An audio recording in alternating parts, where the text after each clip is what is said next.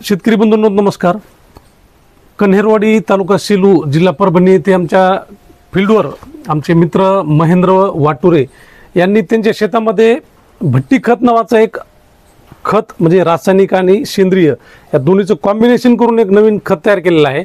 आपल्यासोबत आपल्या गावचे आहेत सहाय्यक शेतकरी शेळके साहेब तथा गावातले शेतकरी। हा प्रयोग काय आहे आणि त्यांनी कशा प्रकारे केला थोडं जाणून घेऊया। वाटू नमस्कार शेतकरी बांधवांनो, माझं नाव महेंद्र सोपानराव वाटुरे, राहणार कन्हेरवाडी तालुका सेलू जिल्हा परभणी। आज आपण आपले कन्हेरवाडी ते माझ्या शेतामध्ये भट्टी खत लावत आहोत। तर ह्या भट्टी खत लावण्यासाठी आपण याच्यामध्ये 2 क्विंटल जे काय गांडूळ खत, शेणखत किंवा माती ह्या तिन्हीपैकी आपल्याकडे जे उपलब्ध असेल आपण ते घेऊ शकतो। आणि याच्यामध्ये आपण एक 9-24-24 माझ्याकडे बॅग उपलब्ध असल्यामुळे 9-24-24 ची एक बॅग टाकणार आहोत आणि पोटॅशची एक बॅग टाकणार आहोत। तर आपण हे कसं टाकणार आहोत याचा आपण प्रात्यक्षिक या ठिकाणी पाहूया। 2 क्विंटल आपल्याकडे एक अंदाजे गांडूळ खत आपण घेतलेला आहे आणि एक बॅग पोटॅशची घेत आहोत आपण आणि एक बॅग हे 9-24-24 म्हणजे युरिया सोडून आपण रासायनिक खत कोणता या ठिकाणी वापर करू शकतो।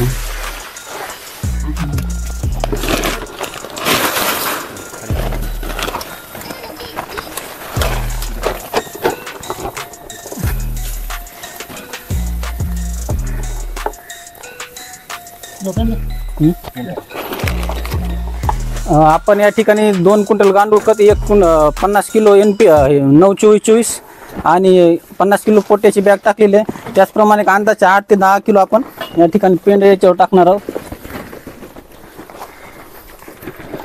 खताचा आपण पूर्वी पाहत असतो की केळीला ज्याप्रमाणे आपण भट्टी लावतो त्याचप्रमाणे आपण खताला भट्टी लावणार आहोत।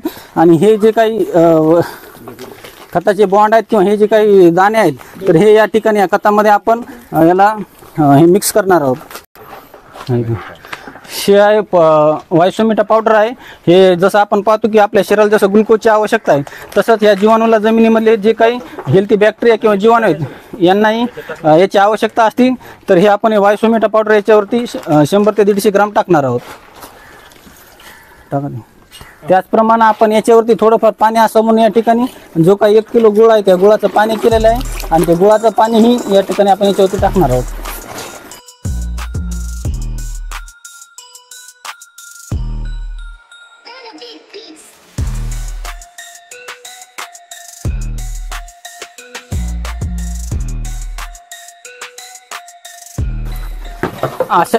अशा प्रकारे आपण या ठिकाणी सर्व रासायनिक खत, गांडूळ खत, 1 किलो गुळ आणि अंदाजे 8 ते 10 किलो पेंड यांचं सर्व मिश्रण केलेलं आहे। हे आपण एकत्र केलेलं आहे आणि हे आपण आता 10 दिवसासाठी एअर पॅकमध्ये हवा न जाण्यासाठी या चवाळ्यानं झाकून ठेवणार आहोत आणि 10 दिवसात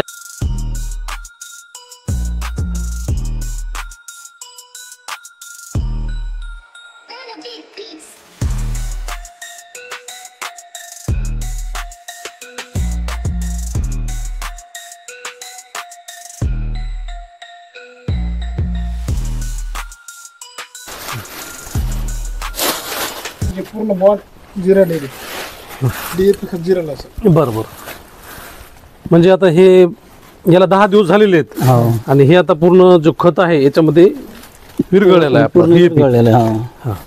तर आता याचा वापर कसा करायचा? आता याचा जे वापर आहे ते आम्ही हळदीसाठी करणार आहोत। जसं आपण रासायनिक खत किंवा गांडूळ खत जसं पेरतो बेडवरती याच्या मदत मोग्याच्या सहाय्याने आपण हे टाकणार आहोत। बरोबर। कन्हेरवाडी तालुका सेलू येथील हे जे शेतकरी आहेत हे जवळपास 3 ते 4 शेतकरी असे आहेत की यांनी हे भट्टी खत तयार केलेलं आहे। आणि हा भट्टी खत मी स्वतः बघितलं, यांच्या शेतामध्ये येऊन प्रत्यक्षामध्ये 2-3 वेळा पाहणी केली।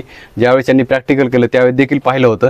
तर माझ्या मते तर भट्टी खत हे असं आहे की एक प्रकारे पिकासाठी रेडी जेवण आहे, म्हणजे तयार भोजन आहे पिकासाठी। आणि यामुळे जे जमिनीतील सेंद्रिय कर्ब जे आहे हे सेंद्रिय कर्बामध्ये वाढ होते आणि त्यामुळे जमिनीची सुपीकता देखील वाढण्यास मदत होते आपल्याला। त्यामुळे अशा प्रकारे भट्टी खत नावाचा जो खत आहे हा श्री महेंद्र वाटुरे व इतर शेतकरी बांधव यांनी प्रयोग केलेला आहे। त्यांनी इतर शेतकऱ्यांचे अनुभव ऐकलेले आहेत, त्यांचा अनुभव चांगला आलेला आहे। तर हा नाविन्यपूर्ण उपक्रम आपल्या माहितीस्तव हा व्हिडिओ। धन्यवाद।